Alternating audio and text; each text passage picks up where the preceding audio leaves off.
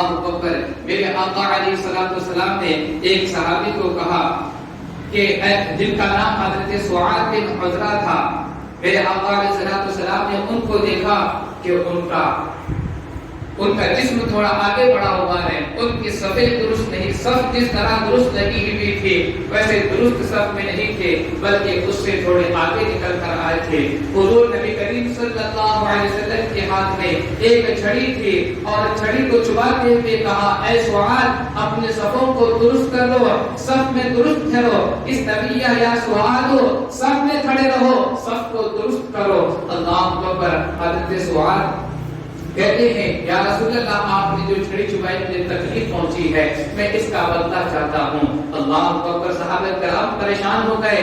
حضور نبی کریم صلی اللہ علیہ وسلم کے لیے تو ہر کوئی مر مٹنے کے لیے تیار ہے، اور یہ سعاد ہے یہ کہتے ہیں یا رسول اللہ آپ نے جو چھڑی مجھے چبائی تھی اس کی مجھے تکلیف پہنچی ہے، میں اس کا بدلہ لینا چاہتا ہوں. میرے آقا علیہ الصلوۃ والسلام نے کہا کہ اے سعاد تم اس کا بدلہ لینا چاہتے ہو، میں تو دنیا میں عدل و انصاف قائم کرنے کے لیے آیا ہوں، یقیناً تم اس کا بدلہ لے سکتے ہو. میرے آقا علیہ الصلوۃ والسلام نے سینہ نکالا اور کہا میں نے تمہارے پیٹ کی جانب سینے کی جانب لکڑی چبائی تھی اس لیے کہ تم سب سے آگے نکلے تھے، لو چھڑی لے لو، لکڑی لے لو، اب تم بھی میرے سینے پر چباؤ. میرے آقا علیہ الصلوۃ والسلام نے سینہ نکال کر دکھایا.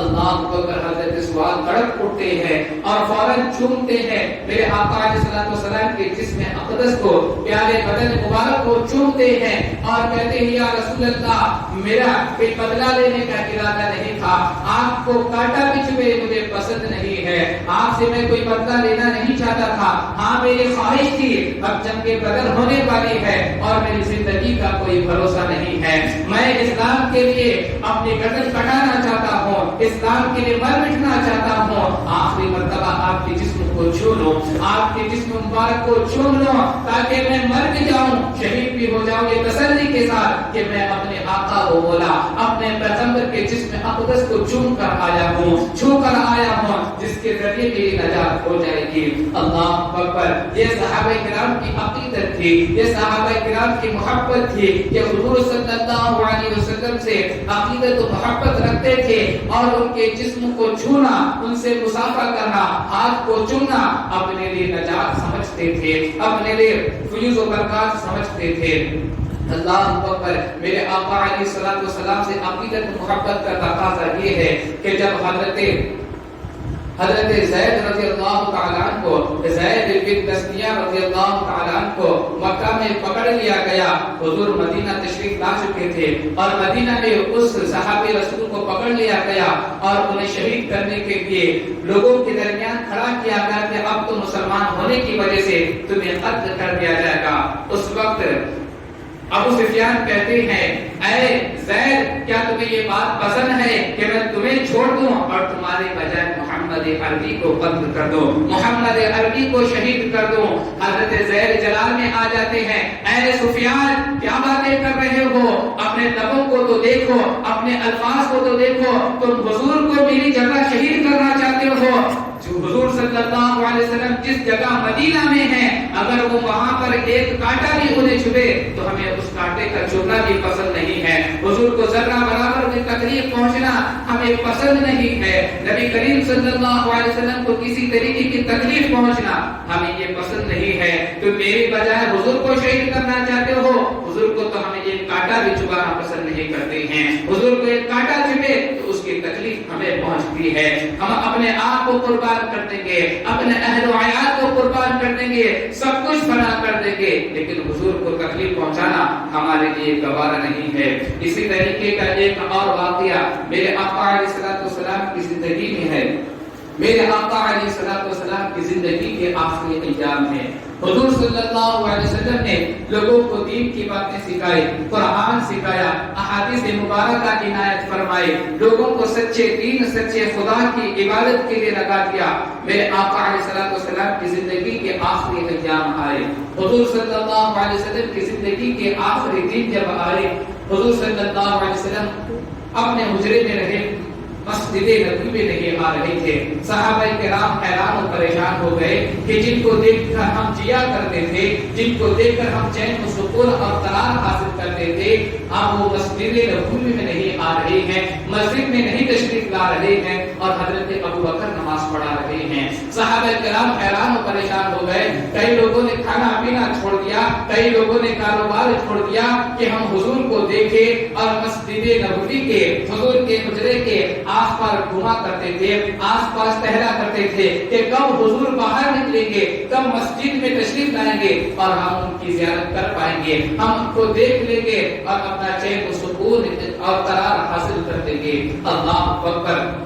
میرے آقا علیہ الصلوۃ والسلام سے اس قدر محبت کہ آخری ایام ہے زندگی کے، اور میرے آقا علیہ الصلوۃ والسلام بیماری کے عالم میں ہیں، بیماری یعنی کہ بخار زدہ ہے، حضور صلی اللہ علیہ وسلم کو بخار ہے، آخری زندگی کے ایام میں میرے آقا علیہ الصلوۃ والسلام بیمار پڑتے ہیں اور بخار زدہ ہو جاتے ہیں۔ صحابہ کرام حیران ہو گئے کہ بخار زیادہ ہوتا چلا جا رہا ہے، بدن بہت زیادہ گرم ہوتا چلا جا رہا ہے۔ ایک صحابی نے آپ کے ہاتھ پر ہاتھ رکھ کر بخار کو ٹٹولنے کی کوشش کی اور کہا یا رسول اللہ بخار تو بہت زیادہ ہے، آپ کا بدن بہت زیادہ گرم ہے۔ میرے آقا نے فرمایا ہاں مجھے بخار دو لوگوں کی طرح بخار ہوتا ہے، جس کا میں دو لوگوں کی بخار کو دلا دیا جائے تو کس قدر زیادہ ان کا بدن گرم ہوگا اس قدر میرا بدن بھی گرم ہوتا ہے۔ اللہ اکبر۔ صحابہ کرام حیران ہیں کہ حضور تشریف لائیں گے، حضور مدینہ کی مسجد نبوی میں تشریف لائیں گے اور ہم ان کی زیارت کر دیں گے۔ اللہ اکبر۔ میرے آقا علیہ الصلوۃ والسلام نے جب دیکھا لوگ زیارت کرنے کے لیے بے چین و بے قرار ہے، ہر کوئی انہیں دیکھنا چاہتا ہے، ان سے باتیں کرنا چاہتا ہے، میرے آقا علیہ الصلوۃ والسلام کی اس بات کی جب خبر ہوئی تو آپ نے کہا اے علی سنو مجھے مسجد نبوی میں لے کر چلو۔ میرے آقا کو ٹھہرنے نہیں آنا تھا، بخار اتنی زیادہ تھی آپ کے لیے ٹھہرنا مشکل ہو رہا تھا۔ میرے آقا فرماتے ہیں اے علی تم مجھے سہارا دو۔ اس کے بعد حضرت فضل سے کہتے ہیں اے فضل تم بھی مجھے سہارا دو۔ ایک ہاتھ حضرت علی کے کھاتے پر رکھتے ہیں، دوسرا ایک اور صحابی حضرت فضل کے کھاتے پر رکھتے ہیں، دونوں کا سہارا دیتے ہوئے دونوں ہاتھ دونوں کے کھاتوں پر رکھ کر سہارا دیتے ہوئے آپ آہستہ آہستہ مسجد نبوی میں تشریف لاتے ہیں۔ میرے آقا علیہ الصلوۃ والسلام کی زندگی کے آخری ایام ہے، میرے آقا کے لیے ٹھہرنا مشکل ہو رہا ہے، لیکن پھر بھی امت کا خیال کرتے ہوئے، امت کی بے چینی اور بے قراری کو سمجھتے ہوئے، امت کی خاطر آپ کے لیے ٹھہرنا مشکل ہو رہا تھا، امت کے خاطر آپ مسجد نبوی میں تشریف لاتے ہیں۔ مسجد نبوی میں بہت سارے صحابہ کرام بیٹھے ہوئے تھے، میرے آقا علیہ الصلوۃ والسلام منبر پر جلوہ گر ہو جاتے ہیں۔ اس کے بعد حضرت بلال سے کہتے ہیں اے بلال ندا دے دو کہ سارے صحابہ مسجد نبوی میں داخل ہو جائیں، مسجد نبوی میں جمع ہو جائے۔ اللہ اکبر۔ میرے آقا علیہ الصلوۃ والسلام کے حکم پر حضرت بلال فوراً عمل کرنے لگ جاتے ہیں اور مدینہ کے گلیوں میں گشت کرتے ہوئے اعلان کرتے ہیں کہ میرے آقا علیہ الصلوۃ والسلام محمد عربی صلی اللہ علیہ وسلم مسجد نبوی میں جلوہ گر ہو چکے ہیں۔ ہر صحابی رسول تڑپتا ہوا بے چین اور بے قرار ہوتا ہوا دوڑتا ہوا مسجد نبوی میں آتے ہیں۔ مسجد نبوی میں تمام صحابہ کرام جمع ہو جاتے ہیں اور مسجد نبوی پوری مکمل فل ہو جاتی ہے، پھر بھی بیٹھنے کے لیے جگہ کم پڑتی ہے۔ میرے آقا علیہ السلام اس وقت مسجد نبوی کے منبر پر جلوہ گر ہوتے ہیں۔ اس کے بعد میرے آقا علیہ السلام لوگوں کو دین کی باتیں بتاتے ہیں، احکامات خداوندی بتاتے ہیں، ضروریات دین سے لوگوں کو آگاہ کرتے ہیں۔ البتہ دین کی بہت ساری باتیں بتانے کے بعد آپ اس کے بعد کہتے ہیں اے لوگوں میں تمہیں خبردار کر رہا ہوں، اے لوگوں میں تمہیں اس بات کا خبردار کر رہا ہوں کہ اگر مجھ پر کسی کی کوئی چیز باقی ہے تو مجھ سے دے دے، مجھ پر کسی کا کوئی قرضہ باقی ہے، کسی کی کوئی چیز میرے پاس رکھی ہوئی ہے تو آج وصول کر لے، آج اسے واپس لے لے۔ اللہ اکبر۔ ایک صحابی کھڑے ہوتے ہیں اور عرض کرتے ہیں یا رسول اللہ علیہ الصلوۃ والسلام ہاں میرے 3 دینار آپ کے پاس رکھے ہوئے ہیں، وہ 3 دینار میں آپ سے واپس لینا چاہتا ہوں۔ اللہ اکبر۔ پیارے آقا علیہ الصلوۃ والسلام کہتے ہیں اے صحابہ ان کے دینار عطا کر دو۔ میرے آقا علیہ الصلوۃ والسلام کے حکم کے مطابق وہ 3 دینار انہیں عطا کر دیے جاتے ہیں۔ اس کے بعد اور میرے آقا فرماتے ہیں اے میرے صحابہ سنو اور کسی کی کوئی چیز میرے پاس رکھی ہوئی ہے، کسی کا کوئی قرضہ، کسی کا کوئی بدلہ ہے تو مجھ سے آج واپس لے لو، میں آج ہر ایک کا حق ادا کرنا چاہتا ہوں۔ اللہ اکبر۔ ایک صحابی کھڑے ہوتے ہیں جن کا نام حضرت عکاشہ رضی اللہ تعالی عنہ تھا، وہ کھڑے ہو کر کہتے ہیں یا رسول اللہ علیہ السلام، میری بھی ایک چیز، میرا بھی ایک قرضہ باقی ہے، وہ یہ ہے کہ جنگ تبوک کے موقع پر آپ کا ایک گھوڑا غلطی سے مجھے پڑ گیا تھا، ایک گھوڑا آپ کا مجھے لگ گیا تھا اور میں اس گھوڑے کا آج بدلہ لینا چاہتا ہوں، ایک گھوڑا جو آپ نے مجھے مارا تھا غلطی سے اس کا بدلہ لینا چاہتا ہوں۔ جنگ تبوک کے موقع پر یہ واقعہ ہوا تھا اور مجھے آج اس کا بدلہ عنایت فرما دیجیے، مجھے آج اس کا بدلہ لے لیجیے۔ اللہ اکبر۔ صحابہ کرام جو حضور کے دیکھنے کے لیے بے چین و بے قرار تھے، حضور بیماری کے عالم میں ہیں، ہر کوئی بے چین و بے قرار ہے، ہر کوئی انہیں دیکھنے کے لیے تڑپ رہا تھا، اور ایسے میں ایک شخص کہتا ہے، ایک صحابی کہتے ہیں حضرت عکاشہ کہ میں اس گھوڑے کا بدلہ لینا چاہتا ہوں۔ سارے صحابہ کرام تڑپ جاتے ہیں، بے چین و بے قرار ہوتے ہیں اور کہتے ہیں اے عکاشہ کیا بات کر رہے ہو، کس چیز کا بدلہ مانگ رہے ہو؟ ہم نے کبھی حضور کو کاٹا چبھنا پسند نہیں کیا، ہم نے حضور کو کسی طرح کی کوئی تکلیف پہنچنا پسند نہیں کیا، اور آج تم کس بات کی طلب کر رہے ہو، کس چیز کا بدلہ چاہ رہے ہو؟ حضور سے گھوڑے کا بدلہ لینا چاہتے ہو؟ اللہ اکبر۔ حضرت عکاشہ کہتے ہیں ہاں مجھے اس کا بدلہ چاہیے۔ میرے آقا علیہ الصلوۃ والسلام حضرت سلمان فارسی سے کہتے ہیں اے سلمان فارسی جاؤ وہ گھوڑا میری بیٹی حضرت فاطمہ کے گھر پر رکھا ہوا ہے، وہاں سے لے کر آؤ۔ حضرت سلمان فارسی اٹھنے کا کوئی ارادہ نہیں ہے، لیکن حکم نبی ہے، فرمان نبی ہے صلی اللہ علیہ وسلم، آپ کھڑے ہوتے ہیں، حضرت فاطمہ الزہرا رضی اللہ تعالی کے دروازے پر دستک دیتے ہیں اور کہتے ہیں کہ وہ گھوڑا جو آپ کے گھر پر میرے آقا کا رکھا ہوا ہے، میرے آقا نے اسے طلب کیا ہے، اسے مانگا ہے۔ حضرت فاطمہ کہتی ہیں ماجرا کیا ہے، وجہ کیا ہے، گھوڑا کیوں طلب کیا گیا ہے؟ حضرت سلمان فارسی رضی اللہ تعالی سارا واقعہ سنا دیتے ہیں۔ البتہ گھوڑا لے کر آپ مسجد نبوی میں واپس تشریف لاتے ہیں۔ اللہ اکبر۔ صحابہ کرام حیران و پریشان ہیں، حضرت عکاشہ کس چیز کی طرف کر رہے ہیں، کون سی چیز مانگ رہے ہیں، کس چیز کا ارادہ رکھتے ہیں؟ گھوڑا نہ لیا گیا، ہر صحابی پریشان ہے، بے چین و بے قرار ہے، یوں سمجھ لیجیے کہ غصے میں ہر کوئی ہے لیکن کہہ کچھ نہیں سک رہا ہے، بیان کچھ نہیں کر سک رہا ہے، لیکن حضرت ابو بکر سے رہا نہیں گیا، حضرت عمر فاروق سے رہا نہیں گیا، تڑپ کر کہنے لگے اے عکاشہ سن لے، ہمیں 500 کوڑے مار لے، یہاں تک کہ ہماری جان چلی جائے، ہمیں پرواہ نہیں ہے، لیکن حضور صلی اللہ علیہ وسلم سے اس بدلے کا طلب نہ کرنا، حضور صلی اللہ علیہ وسلم سے اس بدلے کو واپس لینے کی بات نہ کرنا۔ حضور صلی اللہ علیہ وسلم بیماری میں ہے، انہیں کسی طرح کی کوئی تکلیف نہ پہنچانا، ہماری جانیں تم لے لو، ہمیں قربان کر دو، ہمیں گوارا ہے، لیکن حضور کو تکلیف نہ پہنچاؤ۔ اللہ اکبر۔ حضرت عکاشہ کے ہاتھ میں گھوڑا دے دیا گیا، حضرت عکاشہ آہستہ آہستہ مسجد نبوی کے ممبر کے قریب پہنچتے ہیں، میرے آقا علیہ الصلوۃ والسلام سے کہتے ہیں یا رسول اللہ علیہ الصلوۃ والسلام، جنگ تبوک پر جو آپ نے مجھے گھوڑا غلطی سے مارا تھا، اس وقت میری پیٹھ پر کوئی کپڑا نہیں تھا، میری پیٹھ لمبی تھی، میں بھی چاہتا ہوں کہ آپ کے جسم پر، آپ کے پیٹھ پر لباس ہٹا دیا جائے۔ اللہ اکبر۔ میرے آقا علیہ الصلوۃ والسلام کرتے کو جبہ مبارکہ کو نکالتے ہیں، جیسے ہی نکالتے ہیں حضرت عکاشہ وہ گھوڑا زمین پر پھینک دیتی ہیں اور لپٹ کر میرے آقا علیہ الصلوۃ والسلام کے جسم کو چومتے ہیں، مہر نبوت کو چومتے ہیں اور زار و قطار رونے لگتے ہیں، سارے صحابہ کرام رونا شروع کر دیتے ہیں۔ اس کے بعد حضرت عکاشہ کہتے ہیں یا رسول اللہ، بدلہ لینے کا کوئی ارادہ نہیں ہے، بدلہ لینے کی کوئی تمنا نہیں ہے، بس یہ دل میں تڑپ تھی کہ آپ کے جسم مبارک کو چوم لو، آپ کے ہاتھوں کو چوم لو، آپ کے پیٹھ کو چوم لو، تاکہ آپ کے جسم کو چھونے کی برکتیں، آپ کے جسم کو چومنے کی برکتیں مجھے نصیب ہو جائے اور جہنم سے آزادی کا پروانہ مل جائے، کیونکہ جو آپ کے ہاتھ کو چومتا ہے، جو آپ کے جسم مبارک کو چومتا ہے، اس کے لیے جہنم سے آزادی ہے۔ وہ تو اس وقت کے لیے میرے آقا نے کہا تھا اور قیامت تک کے مسلمانوں کے لیے میرے آقا کا یہ فرمان میرے آقا علیہ الصلوۃ والسلام نے فرمایا من زار قبری وجبت له شفاعتی، قیامت تک کے لیے جو بھی مسلمان میرے قبر کی میرے مزار کی زیارت کرے گا وجبت له شفاعتی، اس پر میری شفاعت واجب ہے۔ اللہ اکبر۔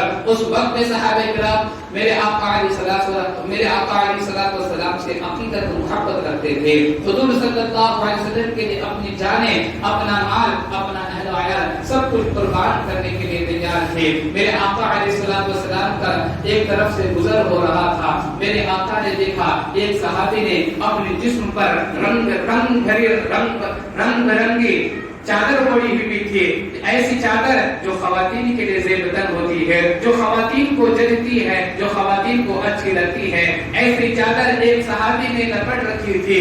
وہ میرے آقا علیہ الصلوۃ والسلام کے سامنے سے گزر رہے تھے، میرے آقا نے دیکھا کہ کیسی چادر پہنی ہے، بلا کر کہتے ہیں اے صحابی تم نے کیسی چادر پہنی ہے، یہ کیسا رنگ ہے؟ صحابی سے میرے آقا نے منع نہیں فرمایا، لیکن وہ صحابی سمجھ گئے کہ میرے آقا اس چادر کے پہننے کی وجہ سے ناراض ہو گئے، فوراً گھر چلے جاتے ہیں اور گھر میں چولہا جل رہا تھا، وہ چادر کو نکال کر جلا دیتے ہیں۔ دوسرے دن آتے ہیں تو کھاندے پر چادر نہیں تھی، میرے آقا نے فرمایا کہ وہ چادر کہاں چلی گئی؟ میرے آقا علیہ الصلوۃ والسلام سے وہ صحابی نے عرض کیا یا رسول اللہ کل جب میں پہن کر آیا تھا تو آپ نے مجھ سے 2-3 سوال کیے تھے، یوں محسوس ہو رہا تھا کہ آپ کو ناراضگی ہو گئی ہو، آپ خوش نہ ہوئے ہوں، یہ چادر کے لپٹنے کی وجہ سے آپ ناراض نظر آ رہے تھے، تو مجھے گوارا نہیں ہے کہ میں آپ کی ناراضگی کو مول لوں، میں آپ کی ناراضگی کو برداشت نہیں کر سکتا۔ فوراً میں نے وہ چادر اٹھا کر اور گھر کے چولہے میں جلا دی۔ تو اس کے بعد میرے آقا علیہ الصلوۃ والسلام نے فرمایا ٹھیک ہے، لیکن یہ بہتر ہوگا کہ تم کسی عورت کو، کسی خاتون کو وہ چادر دے دیتے تاکہ وہ استعمال میں لاتی۔ بتانا مقصود یہ ہے کہ میرے آقا علیہ الصلوۃ والسلام سے میرے آقا علیہ الصلوۃ والسلام سے اتنی محبت تھی کہ کسی طرح سے حضور صلی اللہ علیہ وسلم کو ناراض کرنا صحابہ کرام کو گوارا نہیں تھا، صحابہ کرام کو پسند نہیں تھا کہ حضور ہم سے ناراض ہو جائیں، حضور ہم سے خفا ہو جائے، حضور ہم سے روٹھ لے۔ لیکن آج ہم بھی وہی نبی کو ماننے والے ہیں، آج ہم بھی اسی نبی کا کلمہ پڑھنے والے ہیں، آج ہم بھی اسی قرآن کو پڑھنے والے ہیں، آج ہم بھی اس خدا کو ماننے والے ہیں جس خدا کو صحابہ کرام مانا کرتے تھے۔ لیکن آج ہمارے عمل میں، صحابہ کرام کے عمل میں زمین و آسمان کا فرق آ گیا ہے، زمین و آسمان کے درمیان کا فرق آج ہمارے عمل کے درمیان نظر آتا ہے۔ وجہ یہ ہے کہ آج ہمارے دل سے، آج ہمارے سینوں سے عشق رسول ختم ہوتا ہوا نظر آ رہا ہے، محبت رسول ختم ہوتا چلا جا رہا ہے۔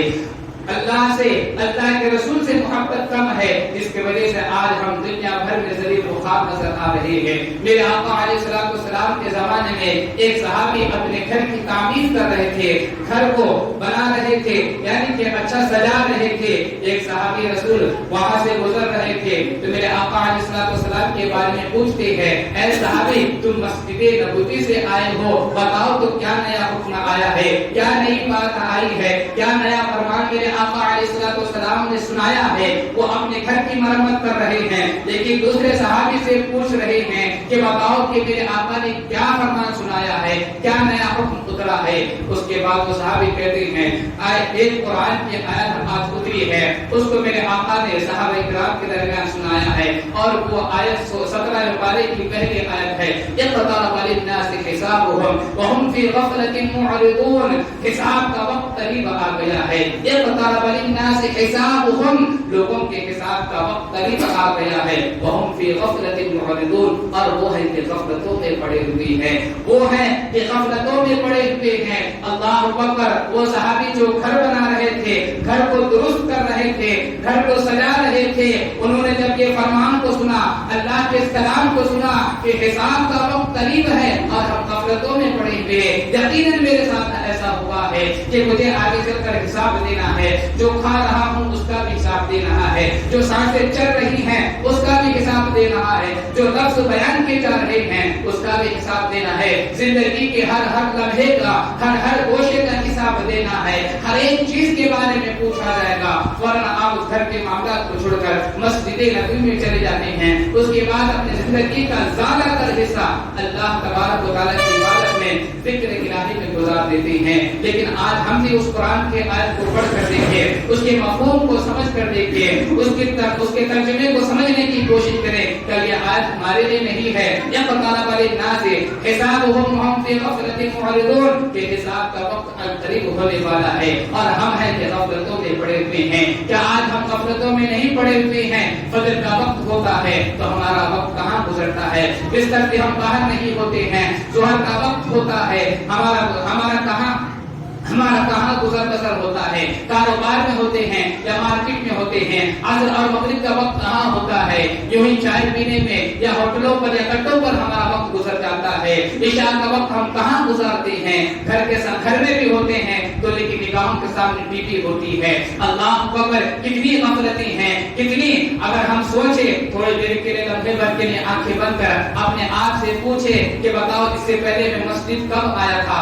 آج جمعہ ہے، آج تو نہا دھو کر، عطر لگا کر، سرما لگا کر اچھے طریقے سے تیار ہو کر آیا ہوں، آج جمعہ کے اہتمام کے لیے آیا ہوں، لیکن اس سے پہلے میں مسجد کب آیا تھا؟ آنکھیں بند کر کر اگر ہم اپنے آپ سے پوچھے، ہر کوئی اپنے آپ سے جواب پوچھے تو اندر سے آواز آئے گی شاید پچھلی جمعہ کو میں مسجد آیا تھا۔ اللہ اکبر! اور فجر کے بارے میں سوچا جائے کہ فجر کی نماز میں نے اس سے پہلے کب پڑھی تھی؟ اللہ اکبر! شاید یہی جواب آئے گا شاید رمضان میں پڑھی تھی، 4-5 مہینہ پہلے پڑھی تھی۔ فجر کا وقت ہر روز ہوتا ہے، لیکن میں نے فجر کی نماز کب پڑھی ہے؟ کتنا عرصہ گزرا ہوگا، کتنے مہینے گزرے ہوں گے، کتنے دن اور کتنے ہفتے گزرے ہوں گے، شاید رمضان میں ہی میں نے فجر کی نماز پڑھی تھی۔ اللہ اکبر! آج ہماری کتنی غفلتیں ہیں، آج ہماری کتنی کوتاہیاں ہیں، آج ہم کتنا غفلتوں میں پڑے ہوئے ہیں۔ تو یقیناً یہ آیت کریمہ پر اگر سوچا جائے، اس کے ترجمے پر غور کیا جائے تو یہ وقت گزر جائے گا۔ ہر ایک کو بوڑھا ہونا ہے، ہر ایک کو قبر کے گڑھے میں اترنا ہے، ہر ایک کو حساب دینا ہے۔ اور قرآن کی یہ آیت اقترب للناس حسابهم وهم في غفلة معرضون کہ انسان کے لوگوں کے حساب کا وقت قریب آ گیا ہے اور انسان ہے کہ غفلتوں میں پڑا ہوا ہے۔ تو ہمیں غفلتوں سے باہر نکل کر اللہ تبارک و تعالیٰ کی عبادت بھی کرنی چاہیے، شریعت مطہرہ پر عمل بھی کرنا چاہیے، سنت مصطفیٰ پر عمل بھی کرنا چاہیے اور اپنی زندگی کو آقا کریم صلی اللہ علیہ وسلم کی محبت میں گزارنا چاہیے۔ اللہ تبارک و تعالیٰ کی بارگاہ میں دعا ہے ہم سبوں کو پہلے سننے سے زیادہ عمل کرنے کی توفیق عطا فرمائے۔ وما علینا الا البلاغ۔ دعوانا خطاب میں کوئی غلطی سے ہوگی سے اللہ تو گواہ میں استغفار کرتا ہوں۔ استغفر اللہ ربی من کل ذنب و اتوب الیہ۔ جو حضرات نماز جمعہ سے پہلے کی سنتیں نہیں پڑھی وہ سنتوں کو